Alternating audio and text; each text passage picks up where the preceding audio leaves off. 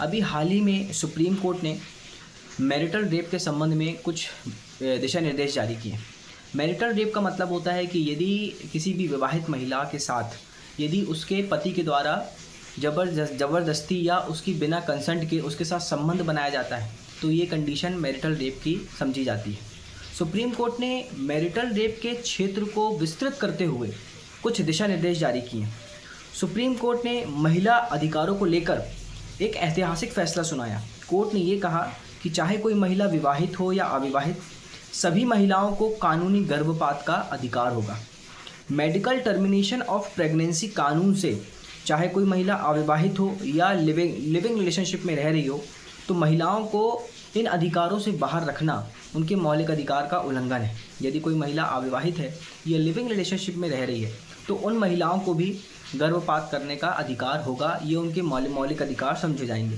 साथ ही साथ शीर्ष अदालत ने ये कहा कि पत्नी की मर्जी के खिलाफ विदाउट कंसेंट ऑफ वाइफ, पत्नी की मर्जी के खिलाफ उसके साथ संबंध बनाना या ज़बरदस्ती बिना उसकी कंसेंट के उसको गर्भवती करना, ये medical termination of pregnancy act के तहत अपराध समझा जाएगा। साथ ही साथ सुप्रीम कोर्ट ने डिसाइड किया कि एमटीपी कानून में चाहे विवाहित हो या अविवाहित सभी महिलाओं को समान अधिकार दिया गया है। यदि हम विवाहित और अविवाहित महिलाओं के बीच में किसी भी तरीके का अंतर स्थापित करते हैं तो ये संवैधानिक अधिकार का उल्लंघन माना जाएगा।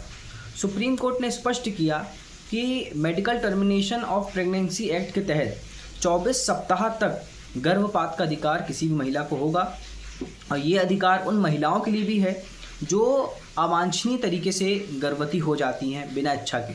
सुप्रीम कोर्ट ने मैरिटल रेप को डिफाइन करते हुए 3 और दिशा निर्देश जारी किए कि किसी महिला से गर्भपात का अधिकार छीनना उसकी गरिमा को कुचलने जैसा होगा।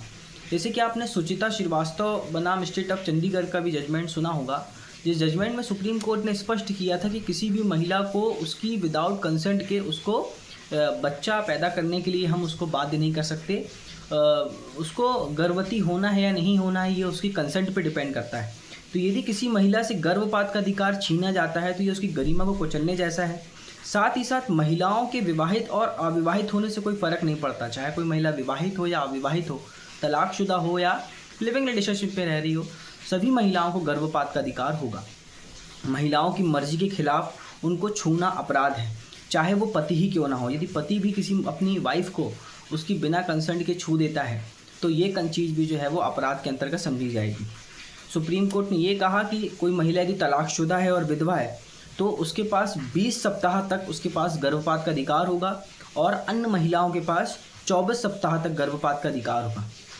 यदि किसी भी रिलेशन में कोई यदि महिला रह रही है और वो किसी कारण से यदि गर्भवती हो जाती है या अनचाहा गर्भ धारण कर लेती है तो उसके पास ये अधिकार होगा, चाहे वो महिला विवाहित हो या अविवाहित, विधवा हो या तलाकशुदा या लिविंग रिलेशनशिप में रह रही हो, सभी महिलाओं को गर्भपात करने का अधिकार है।